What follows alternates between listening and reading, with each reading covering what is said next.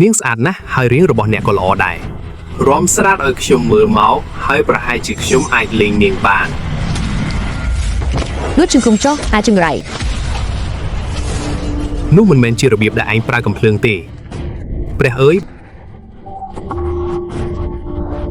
បងប្រុសខ្ញុំខុសហើយគ្រួសារលូរបស់ខ្ញុំគិតតែពីលុយនៅជាឆេងខ្ញុំអាចឲ្យអ្នកនៅអ្វីដែលអ្នកចង់បានសូមលើកលែងទោសឲ្យខ្ញុំផងប្រសិនបើមានលើកក្រោយគ្រួសារលូនឹងក្លាយជាម្ចាស់យល់ព្រមតើអ្នកកំពុងរងចាំអ្វីលោកម្ចាស់របស់ខ្ញុំកំពុងបង្ហាញសេចក្តីមេត្តាករុណាដូច្នេះចេញពីទីនេះចេញទៅឥឡូវនេះចេញទៅរងចាំចេញទៅលោកម្ចាស់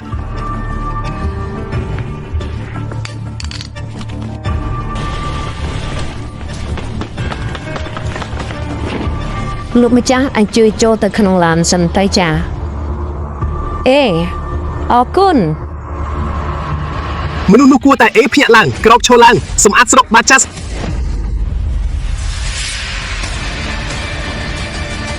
បងស្រីខ្ញុំបានរកឃើញឈិនមូ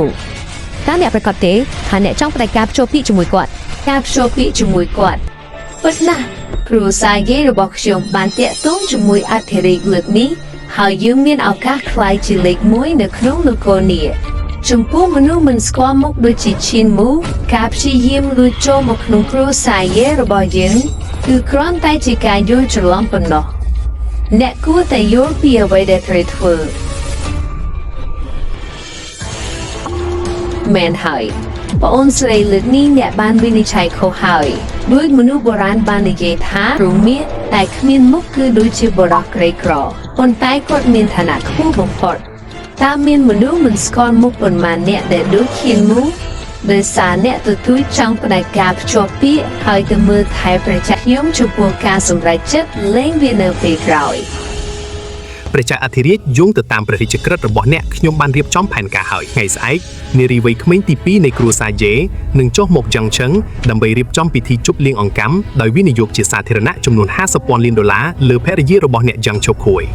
នៅពេលនោះក្រុមហ៊ុនយ៉ាងឆឹងនឹងលោតឡើងដល់កំពូលយ៉ាងឆឹងដោយក្លាយជាក្រុមហ៊ុនមួយក្នុងចំណោមក្រុមហ៊ុនកំពូលទាំង100នៅក្នុងប្រទេសធ្វើបានល្អណាស់ខ្ញុំមិនដែលយល់ទេអស់រយៈពេលជាច្រើនឆ្នាំមកហើយអ្នកបានលាក់បាំងអត្តសញ្ញាណរបស់អ្នកជាព្រះចៅអធិរាជខុនលុនដោយគាំទ្រគ្រួសារយ៉ាងដោយសម្ងាត់ដើម្បីសម្រេចបាននូវភាពជោគជ័យបច្ចុប្បន្នរបស់ពួកគេឥឡូវនេះអ្នកកំពុងវិនិយោគ$50,000 លានតាមរយៈគ្រួសារយេតើវាពិតជាមានតម្លៃមែនទេអ្នកមិនយល់ទេប្រសិនបើខ្ញុំត្រូវតាក់ទងជាមួយជូគាដោយប្រើអត្តសញ្ញាណរបស់ខ្ញុំជាព្រះចៅអធិរាជវានឹងពិបាកខ្លាំងណាស់ក្រៅពីនេះប្រសិនបើមិនមែនដោយសារជំនួយរបស់ជីតាយ៉ាងនៅពេលនោះទេខ្ញុំប្រកាសជាស្លាប់នៅលើភ្នំខុនលុនជាយូរមកហើយបើប្រៀបធៀបទៅនឹងសេចក្តីសប្បុរសរបស់គ្រួសារយ៉ាងអ្វីដែលខ្ញុំបានធ្វើសម្រាប់ពួកគេគឺគ្មានអ្វីក្រៅពីអំពើបាបធ្ងន់ធ្ងរនោះទេប៉ុន្តែក្នុងរយៈពេលជាច្រើនឆ្នាំមកនេះអ្នកបានស៊ូទ្រាំនឹងការអាម៉ាស់រាប់មិនអស់ចំពោះអ្នកស្រីយ៉ាងសូម្បីតែអ្នកបម្រើរបស់គ្រួសារយ៉ាងក៏ហ៊ានគៀបសង្កត់អ្នកដែរខ្ញុំមិនអាចទ្រាំទ្រនឹងវាបានទេហេតុអ្វីបានជាស្វាមីភរិយាគួរកណនីយ៉ាងនេះដរាបណាជោគស៊ូសប្បាយចិត្ត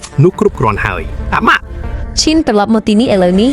តើឯងដឹងទេថាឯងបានធ្វើអ្វីខ្លះមិនអីទេម៉ាក់ខ្ញុំនឹងត្រឡប់មកវិញភ្លាមថ្ងៃនេះជាខួបអាពាហ៍ពិពាហ៍របស់ខ្ញុំជាមួយឈូសឺដល់ពេលភ្លេចអ្វីទាំងអស់ហើយម៉ាក់មានរឿងអ្វីហើយអ្វីបានជាម៉ាក់ស្រាប់តែវិចខ្ចប់ឯងហ៊ានត្រឡប់មកវិញឯងវិញណាបញ្ញាប់ឡើងនោះជាអ្នកស្នងមរតកគ្រួសារលូជាអធិរាជនៃចាងឆេ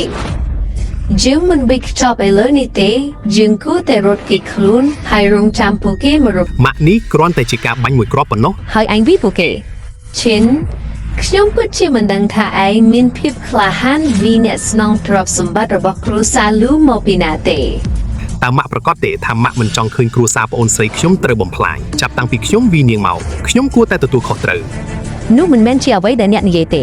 ចុះហត្ថលេខានៅទីនេះហើយបន្ទាប់មកអ្នកអាចចាក់ចេញបានលេងលះអ្វីម៉ាក់ទើបតែនិយាយបែបនោះអ្នកគួរតែទទួលខុសត្រូវស៊ឺនៅតែសិចស៊ី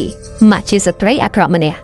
មែនហើយខ្ញុំជាស្ត្រីអាក្រក់ចូលយ៉ាងមិនដែរខ្ញុំមិនដឹងថាខ្ញុំបានធ្វើអ្វីខុសទេនៅពេលនោះខ្ញុំបដិញ្ញាថានឹងយកអ្វីមកវិញឯងជាសម្រាប់ឥឡូវនេះអ្នកមិនត្រឹមតែចិញ្ចឹមនិងផិតខ្ញុំនៅផ្ទះគ្រួសារយ៉ាងប៉ុណ្ណោះទេប៉ុន្តែអ្នកក៏កំពុងបញ្ជូនខ្ញុំទៅឆ្ងាយផងដែរខ្ញុំបានលែងលះពីប្អូនស្រីរបស់ខ្ញុំរួចហើយខ្ញុំគ្មានជំរឿផ្សេងទៀតទេអាពាហ៍ពិពាហ៍របស់ខ្ញុំជាមួយ Ziegfors ត្រូវបានរៀបចំដោយជីតារបស់